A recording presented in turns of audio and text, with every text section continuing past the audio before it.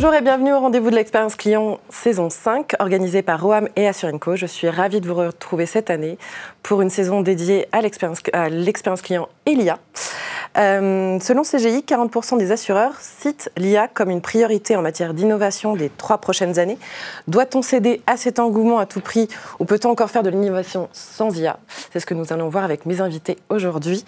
Sophie Dumont, Head of Automation chez Majorel. Michel Ramos, CTO et cofondateur d'Apidata. Jean-Baptiste Limard, fondateur et CEO de Corinthe. Et enfin, Sofiane Eloche, directeur général de WeView. Bonjour à tous les 4. Bonjour. On va commencer par un tour de table. Sophie, on commence par vous? Allons-y.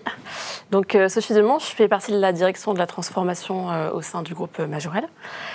J'ai longtemps évolué dans le secteur de l'assurance, donc c'est un secteur que je connais bien. Donc je suis très contente de participer à cette table ronde. Et chez Majorel, je suis notamment en charge des sujets d'automatisation et plus récemment des sujets comme la gamification. Pour vous présenter un peu Majorel, donc Majorel c'est le leader de la relation client externalisée sur les grandes marques du marché francophone. Concrètement, on prend en charge tout ou partie de la relation client, donc aussi bien sur des processus ou de la relation de front office, mais aussi de back office et aussi parfois de la gestion documentaire. En tout cas, les secteurs avec lesquels nous travaillons sont assez divers, l'assurance, le secteur public, la banque, les télécommunications, vraiment c'est très large. Notre force chez Majorel, elle réside dans la capacité vraiment à allier l'humain et la technologie, et toujours dans le souci du réglementaire, surtout dans le cadre géographique dans lequel on se trouve. Et un point assez différenciant, je pense, pour Majorel, est que depuis 2015, Majorel a mis en place une stratégie d'hyper-verticalisation, notamment donc, avec l'intégration aux équipes d'experts de différentes branches. Et ça a notamment été mon cas, puisque j'ai rejoint Majorel après presque 10 ans d'expérience dans le milieu de l'assurance. Et ça me permet d'apporter, et comme mes collègues, à la fois une expertise sectorielle, mais aussi plutôt technologique. Très bien. Sofiane, je vous laisse vous présenter. Merci. Donc, je suis très heureux de faire partie de cette table ronde aujourd'hui. Donc, je suis Sofiane Eloche. J'ai rejoint le groupe WeView il y a 2 ans en tant qu'associé directeur général de l'activité en France. WeView, donc, c'est un cabinet de conseil en innovation digitale qui transforme la technologie au profit de l'expérience métier. Donc vraiment, c'est un focus métier. Nous sommes présents dans les 3 continents, en Afrique, en Europe et au Moyen-Orient, et nous sommes à peu près 450 personnes. Nous travaillons avec plusieurs secteurs également, et nous travaillons aussi avec le secteur de l'assurance pour apporter notre expertise technologique, encore une fois, au profit du métier. On a toujours cette approche métier au centre de notre intérêt. Notre approche repose sur un équilibre, on va dire, parfait entre l'innovation et la fiabilité. Donc, c'est ce qui nous permet d'intégrer, par exemple, tout ce qui est technologie de rupture avec les solutions éprouvées, ce qui permet de maximiser l'impact réel et tangible pour nos clients. WeView, 450 personnes, on se positionne comme partenaire stratégique pour nos clients, pour les aider à adopter la technologie de façon sereine et durable pour tirer profit pour leur opérationnel et leur performance opérationnelle et métier. Voilà. Très bien. Michel, je vous laisse vous présenter et présenter Apidata. Oui, alors Michel Ramos, je suis directeur général cofondateur d'Apidata qui existe maintenant depuis 2012. Notre cible, nous, c'est les assureurs sur le domaine santé-prévoyance. Notre concept, c'est d'avoir industrialisé le middle office de l'assurance. Alors le middle office de l'assurance, notamment sur tout ce qui est gestion déléguée, puisque aujourd'hui il y a les autorités de contrôle qui sont derrière. Nos clients sont dans le top 10 de l'assurance et on gère, particularité, c'est là où on a un apport technologique important, des millions de flux. Quand je dis des millions, un client pour nous, c'est entre 40 millions et 100 millions de lignes élémentaires.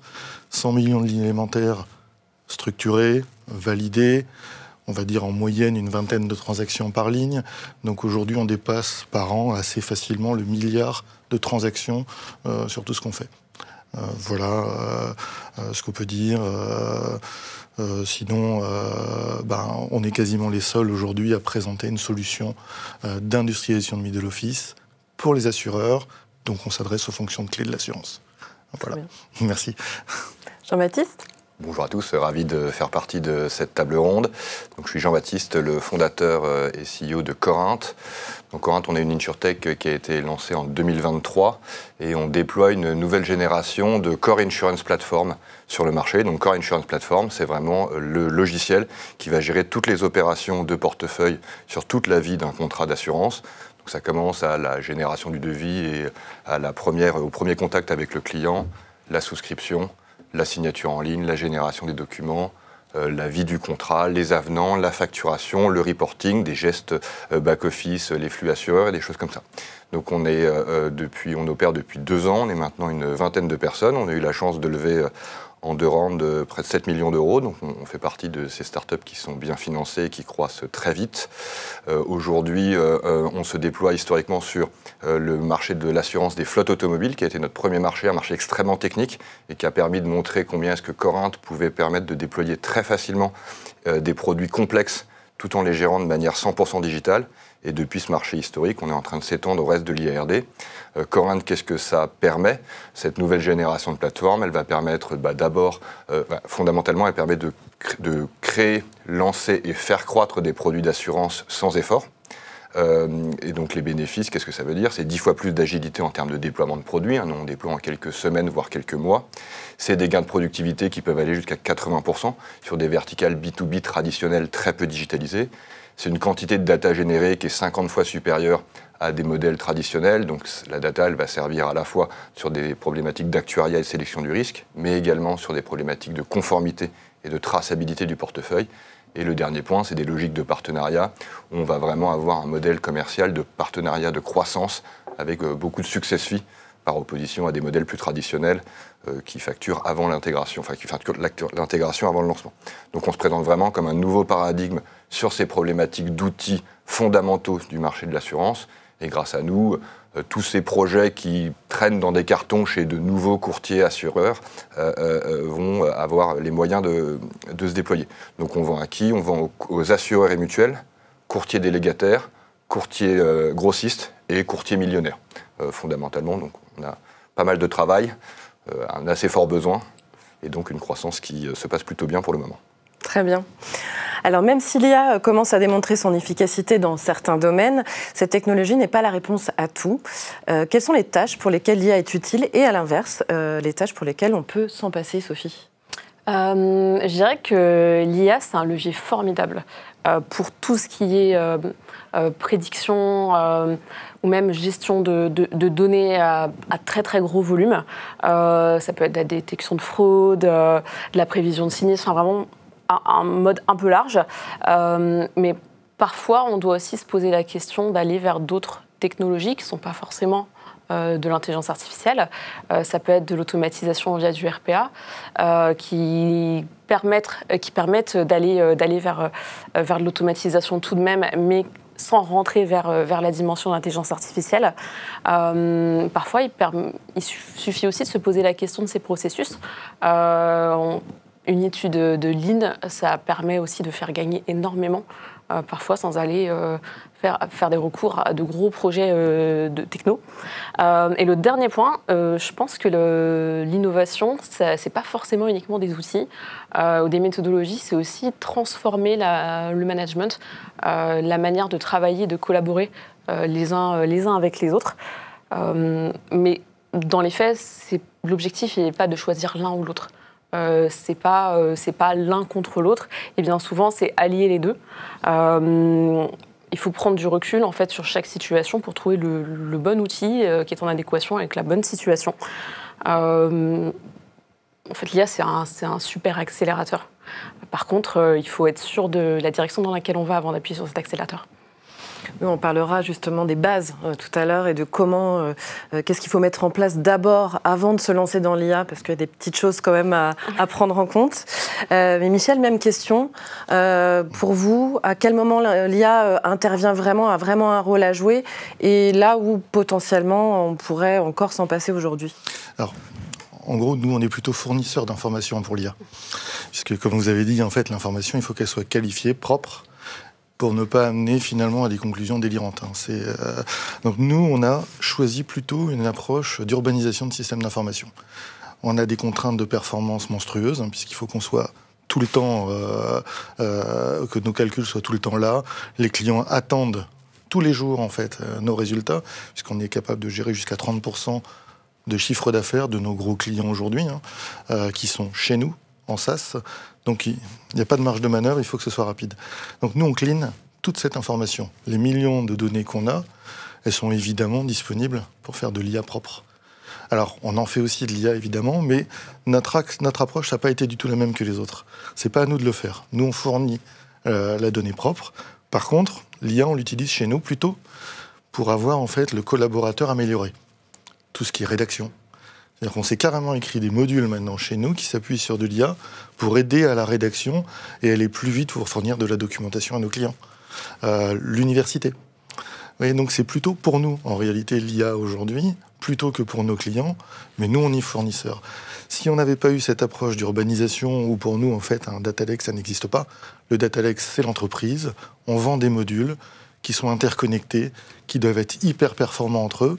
Ça a été vraiment cet axe-là. Notre nouveauté à nous, là où on a beaucoup investi, c'est ça, c'est l'infrastructure. On doit être résilient, on doit être tout le temps être performant, on va même jusqu'à copier un peu, puisque aujourd'hui, quand on a des services de calcul, les services de calcul sont scalables en fonction des besoins.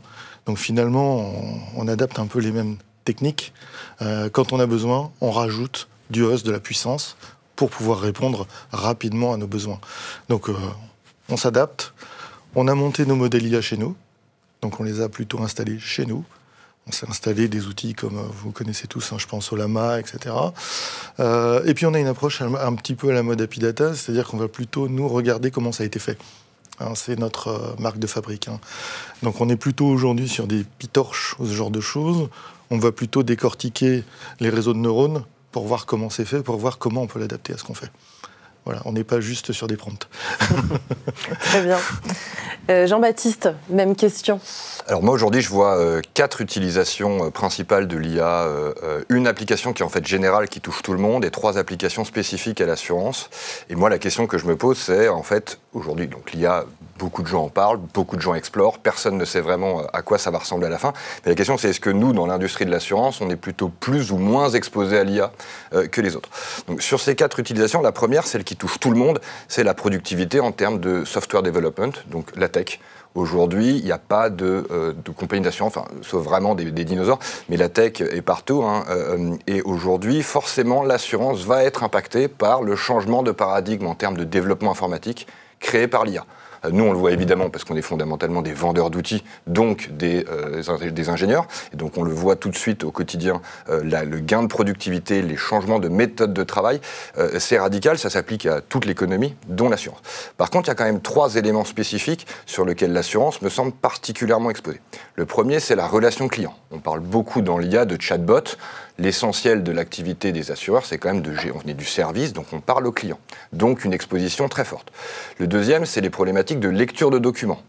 Fondamentalement, ce qu'on vend, c'est des contrats. Or, l'IA et les nouvelles générations d'OCR vont permettre de complètement modifier ce genre de logique. Et le troisième élément, c'est la data, la sélection du risque, qui est le cœur de nos métiers. Donc sur ces 3 éléments, l'IA, c'est la continuation de tendances historiques. Ça fait plusieurs années, voire décennies, qu'on parle de problématiques d'OCR, de big data. Il y a une énorme mode du chatbot en 2015 qui n'a pas finalement changé le monde. Mais là, on a tous le soupçon qu'il se passe quelque chose et qu'il y a un renversement. Et moi, le chiffre que j'ai vu récemment qui m'a beaucoup interpellé, c'est une étude du BCG qui est sortie sur les assureurs et courtiers américains, sur l'ensemble des acteurs économiques aux États-Unis. Et l'assurance, c'était le 3e marché qui mobilisait le plus de ressources en faveur de l'IA. Avant ça, il y avait le software development, donc la tech, les médias. Donc là, évidemment, quand vous êtes créateur de médias, c'est important. Mais le troisième, c'était l'assurance. Alors, c'est beaucoup de tentatives, de tests, mais ce que ça veut dire, et ce que ça révèle, c'est que l'assurance se sent concernée par l'IA. Qu'on ne peut pas dire en toute bonne foi « Ouh là non, ça va passer loin de nous ».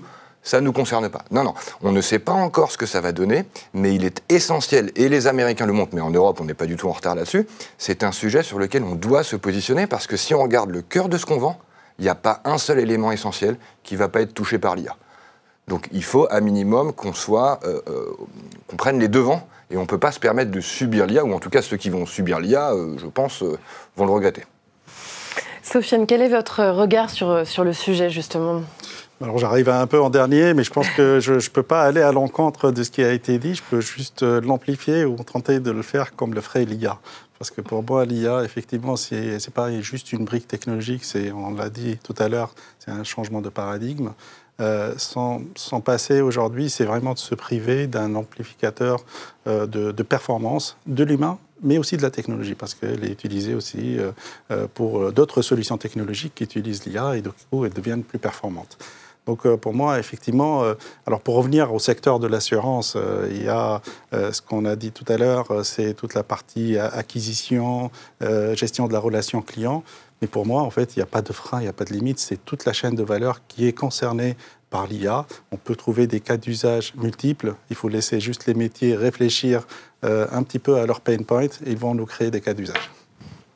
Alors l'IA, est-ce que c'est finalement une mode technologique ou une vraie révolution incontournable ? De ce que j'entends autour de moi, c'est plutôt incontournable, et notamment dans le secteur de l'assurance, Sophie. Alors oui, évidemment, c'est une technologie qui devient, en tout cas qui est incontournable, et c'est le moment, je dirais, de monter dans le train pour ceux qui ne l'ont pas encore fait. Par contre, c'est vrai que c'est un mot qui est à la mode, et c'est un mot qu'on entend à toutes les sauces. Et du coup, on finit par plus forcément savoir exactement de quoi on parle, ni même exactement ce que ça veut dire. Quand on entend IA aujourd'hui, selon la personne qui utilise le mot, on peut parler d'absolument tout. Et deux experts du secteur même pourraient avoir aussi des idées très différentes sur la frontière qui définit en fait l'IA. Pour moi, l'IA, au-delà du sujet à la mode, c'est effectivement un sujet qui est très important. Par contre, la vraie question qu'on doit se poser, c'est quand on choisit en fait l'outil ou la méthodologie qui va être là pour nous aider sur nos différents processus et projets. Est-ce qu'on a besoin de toutes les capacités d'apprentissage qu'offre l'IA ? Est-ce qu'on peut faire moins, en tout cas, est-ce qu'on peut avoir le même résultat, ou en tout cas un résultat très satisfaisant avec une technologie qui ne fait pas forcément appel à de l'intelligence artificielle ? Aujourd'hui, on a de plus en plus d'outils du quotidien dans nos environnements personnels et professionnels, sur lesquels c'est des outils très basiques, sans IA, mais on en rajoute quelques petites briques d'IA à droite, à gauche, et c'est de plus en plus, je dirais, par ces entrées-là et par finalement ce mode de prise de connaissance qu'on entre. Donc, est-ce que c'est un mot à la mode ? Oui. Pour autant, ça n'enlève pas que le fond de l'intelligence artificielle est important, et il faut l'ouvrir et le faire connaître et le démocratiser. Alors Sofiane, même question. Est-ce que c'est aujourd'hui quelque chose d'incontournable ? Vous me disiez justement en préparant cette interview que pour vous déjà, en tout cas dans vos usages, c'est bon, c'est intégré. Tout à fait. Ne pas l'intégrer, c'est de prendre le train du retard. Donc je ne souhaite pas être, surtout quand on se positionne sur l'innovation digitale, bien évidemment. Donc encore une fois, l'IA pour moi, c'est pas un effet de mode. Donc pour répondre très clairement, c'est plutôt quelque chose. Aujourd'hui, l'IA a pris un peu ses titres de noblesse aussi avec l'IA générative, qui a un peu démocratisé l'accès notamment au langage naturel. Donc ce qui a permis à Monsieur Tout-le-Monde, nous, de communiquer avec la machine plus simplement sans aller à coder des lignes de code pour qu'on soit compris par la machine. Donc ce langage naturel ouvre des possibilités énormes. On le voit aujourd'hui pour organiser son prochain voyage, voire même acheter peut-être une assurance voyage, etc. Tout ça, c'est intégré aujourd'hui dans nos usages. Des entreprises, je pense, aujourd'hui, l'enjeu, c'est les entreprises qui performent le plus ne doivent pas se poser comment je dois intégrer l'IA, mais c'est plutôt trouver la symbiose entre l'IA et l'humain. Parce que voilà, je pense que l'humain doit être augmenté, et je pense qu'un terme qui a été utilisé, c'est amplifié, etc., etc. Alors j'ai évoqué tout à l'heure un chiffre d'une étude canadienne qui dit qu'en fait, effectivement, il y a quand même un bon nombre d'assureurs aujourd'hui qui évidemment s'intéressent à l'IA et qui vont même sûrement l'intégrer dans certains de leurs outils, etc. C'est pas une étude française, mais en fait, en regardant les chiffres en France, on est à peu près sur les mêmes ratios. Et pour autant, quand je prépare sur ce sujet-là, qu'on me parle d'assurance, parfois on me dit, bon, les assureurs, ils sont un peu frileux. Alors, on sait pourquoi, hein, il y a plusieurs sujets, mais du coup, Sofiane, justement, quel est votre regard sur la maturité, le niveau de maturité du secteur de l'assurance et des mutuelles par rapport à ce sujet-là aujourd'hui ? Alors, le secteur de l'assurance, traditionnellement, il est très lent, hein, parce que c'est assez conventionnel. On gère quand même l'assurance des gens, l'assurance vie, etc. Enfin, plein de sujets qui sont très sensibles. Mais aujourd'hui, c'est un secteur qui est assez bouleversé avec, bien évidemment, toute la partie réglementation, conformité, etc. Donc ça, c'est l'humain, mais aussi tout ce qui n'est pas humain, avec les changements climatiques, la cybersécurité, c'est un peu humain quand même aussi, mais voilà, c'est tous ces phénomènes-là qui, de toute façon, imposent aux assureurs de bouger, et donc de bouger vite. On a un time to value qui doit être court, et il faut qu'ils bougent, donc ils utilisent tout ce que la technologie, aujourd'hui, permet d'atteindre rapidement. Et il y a, bien évidemment, ça fait partie de ces accélérateurs et de ces amplificateurs. Jean-Baptiste, quel est votre regard justement par rapport à ce niveau de maturité dont on parle ? Moi, je pense que l'assurance, elle est un petit peu schizophrène en fait à ce stade sur l'IA. Tout le monde a conscience qu'il y a quelque chose de très important qui se passe. Tout le monde tente de se positionner pour éviter d'être laissé sur le quai et de montrer qu'en fait on prend pas les devants sur ce sujet-là. Le problème, c'est que dans la vie réelle, le déploiement tangible de fonctionnalités IA qui font gagner de l'argent et qui ont un impact sur l'expérience client, il est quand même très compliqué. Et je pense que derrière, l'assurance ne peut pas faire disparaître une certaine forme de legacy sur beaucoup de process, et l'assurance est un petit peu en risque de vouloir courir avant de marcher. Et c'est vrai que nous, on le voit beaucoup au niveau des outils et des plateformes de gestion. Une IA, ça ne fonctionne que si la donnée est de bonne qualité, elle est quantitativement suffisante, et si les workflows sont suffisamment bien pensés pour que ça puisse être pris en main par une IA. Aujourd'hui, beaucoup d'acteurs de l'assurance, en B2C, en B2B, enfin, dans à peu près tous les secteurs, utilisent encore des plateformes technologiques qui ne sont pas du tout compatibles avec l'IA, où l'essentiel des opérations sont réalisées par mail, en dehors de la plateforme, voire par téléphone, ne laissent aucune trace. Alors la problématique, elle est identifiée depuis très longtemps, puisque c'est notamment sur les problématiques de conformité que ce genre de gestion un petit peu à l'ancienne est déjà mis en lumière comme n'étant plus tout à fait acceptable. Mais la réalité, c'est qu'aujourd'hui, vous voulez faire un chatbot sur une plateforme où il y a une moitié des interactions qui passent par email, l'autre qui passe par une plateforme qui n'est pas vraiment bien versionnée, qui ne suit pas les événements, et une dernière partie qui se fait directement par téléphone. Votre IA, elle ne va servir à rien. Vous pouvez mettre des millions dessus, ça ne va servir. Pareil, vous pouvez dire que vous allez déployer la nouvelle génération de modèles statistiques extraordinaires que vous avez payé des millions. Si votre data sur l'entreprise cliente, c'est juste un sirène, et qu'ensuite vous attendez sans ne rien savoir jusqu'à ce que le sinistre arrive, vous allez avoir du mal à vous différencier, puisque vous allez jouer exactement avec les mêmes armes qu'il y a 20 ans. Et donc pour moi, je pense qu'il y a un effet peut-être de phasage qu'il faut rappeler, ou en tout cas sur lequel il faut évangéliser le marché, c'est attention à ne pas nous voir trop beau, trop vite. Avant de déployer l'IA et d'en récolter les bénéfices, il y a un travail d'équipement et de digitalisation de fond qui est objectivement très compliqué, parce qu'il y a beaucoup de couches d'outils qui ne sont pas tous à jour, on va dire. Et donc nous, évidemment, c'est là-dessus qu'on se positionne. Corinthe, on va notamment sur l'IA se positionner comme un AI enabler. Donc grâce à Corinthe, vous allez poser des fondamentaux de très bonne qualité qui vont vous permettre de bénéficier de l'IA au moment où les applications vont émerger. Si vous n'avez pas de plateforme comme Corinthe, vous allez probablement devoir mettre 100 fois plus d'argent, ça va aller 20 fois plus lentement et le résultat sera 10 fois moins bon. Donc je pense qu'il y a quand même eu cette étape intermédiaire qui est les enablers de l'IA, sur lequel l'assurance doit se concentrer très vite. Ça a l'avantage d'être quelque chose qui est en notre pouvoir, qui permet de potentiellement atteindre une forme de maturité des use cases IA. Aujourd'hui, personne ne sait exactement ce que ça veut dire. En fait, il faut faire le ménage chez soi avant d'être prêt à s'équiper de ces nouveaux outils.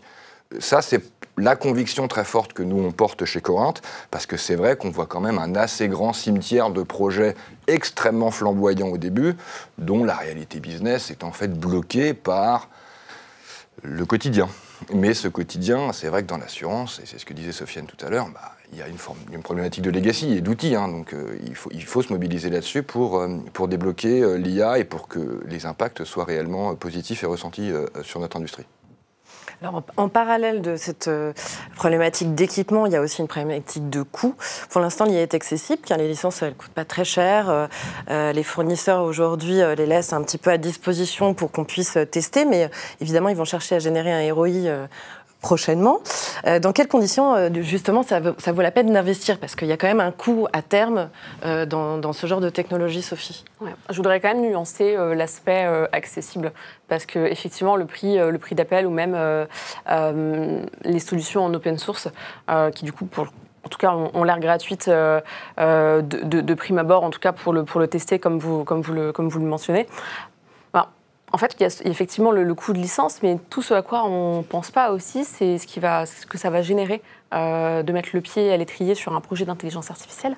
Il y a plusieurs choses. Déjà, il y a toute la partie infrastructure. Comme je pense que tout le monde l'a mentionné, prendre le temps de faire du ménage et d'avoir aussi les outils adaptés, c'est un budget qu'il faut prendre en compte aussi. Et il y a la maturité des équipes avec lesquelles on travaille, puisque c'est des... Alors, même si c'est des sujets qui sont là depuis quand même un petit moment, finalement, c'est un besoin qui est de plus en plus fréquent, avec des équipes aussi qui doivent être formées, et aussi un grand nombre de personnes qui doivent être habituées et formées à utiliser ce genre d'outils. Donc il y a aussi tout le coût de la mise en place, de la formation, de l'acculturation.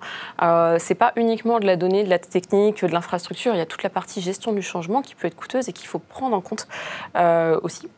Le second point, au-delà du coût vraiment financier, il y a l'aspect écologique. Alors je dirais que chacun a bien son avis sur le sujet, mais dimensionner correctement les outils qu'on utilise, ne pas prendre trop gros, ça permet aussi de contrebalancer et de bien mesurer l'impact financier et l'impact écologique des projets. Donc, je pense que l'intelligence artificielle, elle peut vraiment amplifier les réussites et les erreurs. Ça, c'est important de bien l'avoir en tête, parce qu'avant de donner les clés à l'intelligence artificielle, il faut s'assurer d'avoir construit une base qui est solide et qui est saine. Une réaction, Michel, par rapport à ce que vient d'être dit, par rapport à la notion d'équipement, les coûts, les bases à... Je suis tellement d'accord avec ce qui a été dit, c'est que nous, on est un outil de qualification de données, de cleaning. C'est-à-dire qu'on est sur un secteur qui est la gestion déléguée, qui a été délaissé pendant des années par les assureurs qui se retrouvent confrontés aujourd'hui à devoir rendre des comptes. Donc ils ont des millions de données qu'ils ne maîtrisent pas. Donc nous, quand un client vient nous voir, c'est du pain béni. On va avoir 100 délégataires en face de nous, et tout à coup, on va lui redonner de la visibilité sur des informations qu'il n'avait jamais vues jamais eues auparavant, parce qu'il a eu une armée d'actuaires pour essayer d'en sortir quelque chose qui sortait jamais rien. Donc ça, c'est notre solution en fait qui fait ça. Donc on est 100% d'accord. Après, sur l'approche coût IA, nous on a eu en fait une approche laboratoire, parce qu'effectivement la sensibilisation des collaborateurs, c'est important. C'est pas si simple. En fait, tout le monde peut installer une IA. Tout le monde peut commencer à travailler avec un prompt et se connecter avec un chat GPT. Maintenant, on en fait quoi? Donc, nous, on a vraiment eu une approche en se disant, on va s'installer une infra, on va maîtriser nos coûts comme ça, et on va l'approcher. On a carrément investi sur une infra dédiée à ça. Et une approche laboratoire. C'est-à-dire, qu'est-ce qu'on va en faire? Et en fait, ça permet aussi, puisqu'on aime bien nos collaborateurs, de leur laisser une marge de créativité, de voir ce qu'on peut en faire. Comment on peut accéder à un service qui va nous auto-corriger, par exemple, un document. C'est facile à faire. Mais si on n'a pas à un moment donné cette sensibilisation, ça va être très compliqué et très cher. Alors, sinon, on va être obligé d'appeler des sociétés externes en renfort. On va être obligé d'acheter des tokens qui, à un moment donné, vont devenir délirants, parce que c'est pas cher au départ, mais ça devient très vite très cher. Si on met 1 milliard de données chez un des gros GAFA, on n'aura bientôt plus les moyens de les payer. Donc c'est tout ça. Donc nous, approche laboratoire, on a tout mis chez nous, on n'a pas été chez les autres, et on teste tout. Et ensuite, on en déduit ce qu'on peut en faire. Très bien. Un mot sur la réglementation, Jean-Baptiste. Il va également falloir être très attentif sur l'utilisation des données. Là, en ce moment, ils sont en train de travailler au sein de l'Union européenne sur l'IA Act, mais pour l'instant, rien n'a été vraiment dévoilé. Qu'en est-il justement de la réglementation ? Parce que c'est un vrai sujet, surtout quand on parle d'assurance. Alors, c'est un sujet central, très compliqué, et surtout, la vérité d'aujourd'hui peut changer totalement demain. Quand on s'est parlé la première fois, on avait évidemment l'impression que la réglementation européenne allait être probablement assez oppressante. La Commission européenne a l'habitude de déployer des réglementations qui sont un peu lourdes.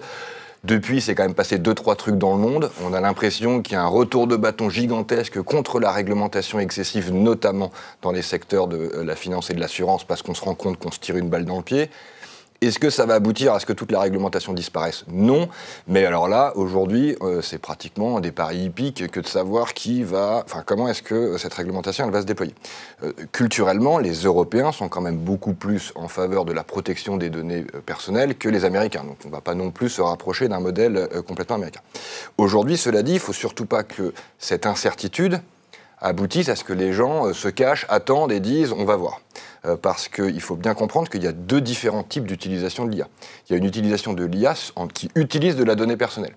Donc quand on parle par exemple d'actuariat, quand on parle de chatbot, toutes ces choses-là, on est vraiment en train de manipuler l'information du client pour lui rendre un service ou pour projeter son risque.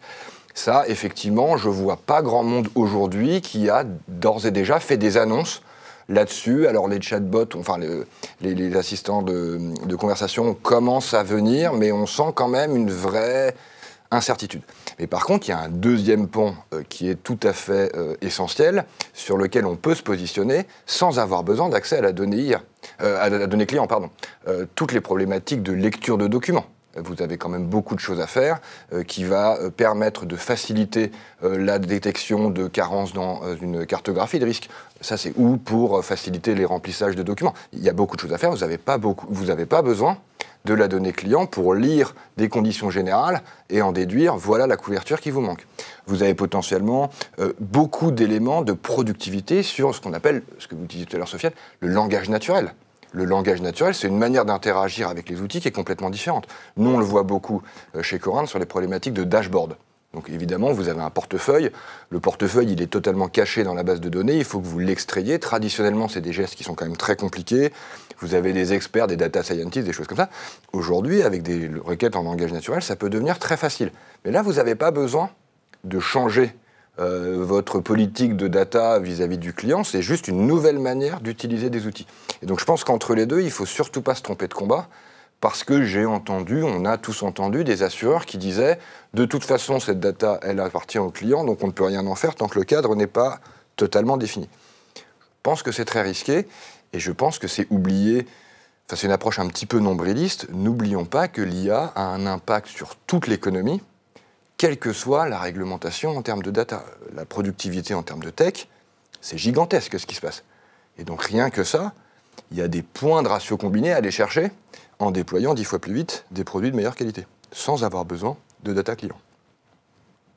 Un dernier tour de table pour avoir quelques conseils sur, même si on en a déjà eu précédemment, à destination des entreprises justement qui voudraient vraiment se lancer dans des projets de déploiement, d'intégration de l'IA à certains points de leur parcours, de leur business process, etc. Sofiane, on commence par vous. Alors si c'est la dernière question, je vais me permettre d'être en opposition à quelques positions prises. Effectivement, pour moi, il ne faut pas attendre, il faut y aller. L'agilité, pour moi, prime sur l'attentisme. Les entreprises qui réussissent, c'est celles qui expérimentent, testent et améliorent en continu. Donc pour moi, c'est vraiment un virage important. Ces dernières années, chez WeView, on a, et puis tout le monde, mais WeView particulièrement, on a identifié 2 virages importants de technologie. L'IA, bien évidemment, mais avant ça, il y avait le low-code. Et aujourd'hui, la symbiose du low-code et de l'IA permet encore d'aller plus vite et de raccourcir le time de value, bien évidemment, en libérant des ressources budgétaires bien précieuse en ce moment. Sophie, un ou des conseils? Je dirais des conseils. La première chose, c'est vraiment de s'assurer d'avoir un diagnostic très clair du besoin et de la situation avant de se lancer vers des projets, quels qu'ils soient. Savoir exactement ce qui coince, parce qu'il faut aussi être sûr d'avoir identifié la bonne problématique pour répondre avec le bon outil. Je dirais qu'il faut aussi vérifier, comme on l'a beaucoup mentionné, la qualité de la donnée. Parce que trop souvent, on parle d'IA, on fait presque un peu des rêves éveillés du résultat que ça pourrait donner, mais si les bases de données ne sont pas assez fiables, ou si les process ils ne sont pas vraiment pas carrés, en tout cas pas optimaux, finalement, on dépense beaucoup d'argent pour un résultat qui est parfois un peu incertain. Et un troisième point qui, pour moi, est vraiment important, c'est l'humain. Parce que, comme ça l'a été dit par l'ensemble, l'humain est important dans cette transition technologique aujourd'hui. Il faut que l'humain sache utiliser et l'utilise bien, ou en tout cas sache interagir correctement et comprenne cette transition. Quand vous allez lancer un projet de ce type dans votre entreprise, il faut s'assurer que les humains aient bien compris pourquoi, à quoi ça répond, comment ça va fonctionner, qu'est-ce que ça va changer pour eux. Parce qu'il faut aussi prendre en compte vraiment la dimension humaine. Et parfois, on a peur de ce qu'on ne connaît pas, et c'est normal. Et il y a des gens qu'il faut rassurer, il y a des gens aussi à qui il faut expliquer exactement de quoi il s'agit. L'humain, ça reste la clé de vraiment toute transformation, et c'est la technologie qui permet d'en arriver là. Très bien, merci Sophie. Michel, un conseil ou des conseils, un dernier mot justement par rapport à ça? Notre avis, il est limité parce que nous, on est middle office et tout s'est développé sur le front office. Donc, on n'aura pas énormément de savoir-faire, nous, sur toute la partie front office.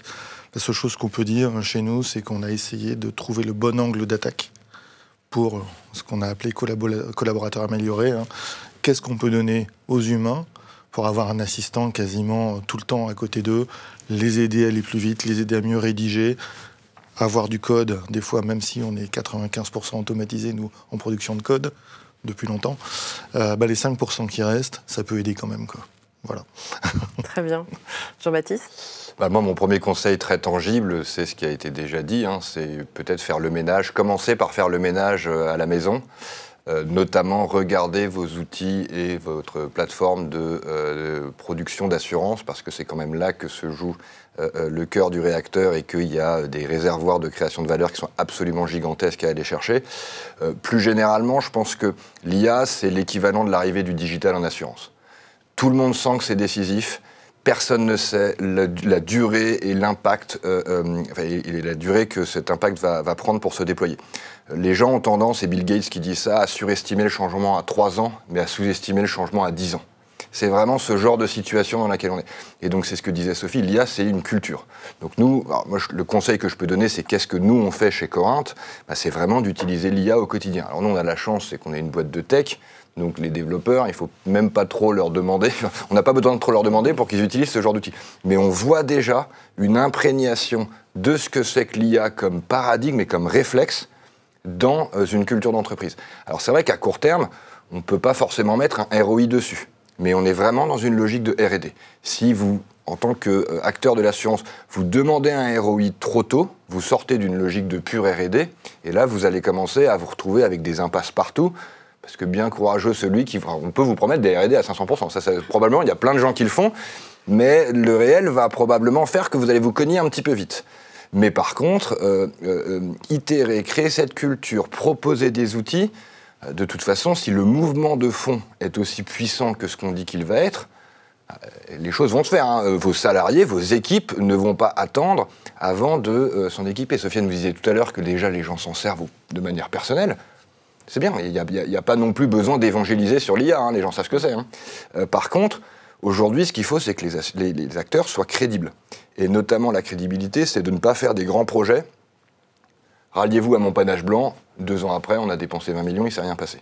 Et donc, c'est pour ça que des choses tangibles, refaire le ménage chez soi, trouver des projets qui partent sur des bonnes fondations, ne pas hésiter à faire de la page blanche si besoin, parce qu'effectivement, c'est peut-être pas forcément une bonne idée d'essayer de faire de l'IA sur un substrat tech qui a 25 ans. Non, là, je pense que vous essayez de mettre un rond dans un carré, donc ça vaut peut-être le coup de repartir à zéro, et puis vous verrez après. Tout ce genre d'attitude, un petit peu test and learn, je pense que les assureurs assureurs, courtiers, toute la chaîne de l'assurance en entend parler depuis 15 ans. Là, vous avez un superbe cas d'école. On peut même pas dire qu'on n'était pas prévenu. Tout le monde sait que ça arrive, il n'y a plus qu'à faire. Voilà. Mais c'est une question de déploiement. Il n'y a pas de théorie, il n'y a pas de philosophie, il faut y aller. Merci à tous pour vos éclairages. Merci beaucoup. Merci beaucoup.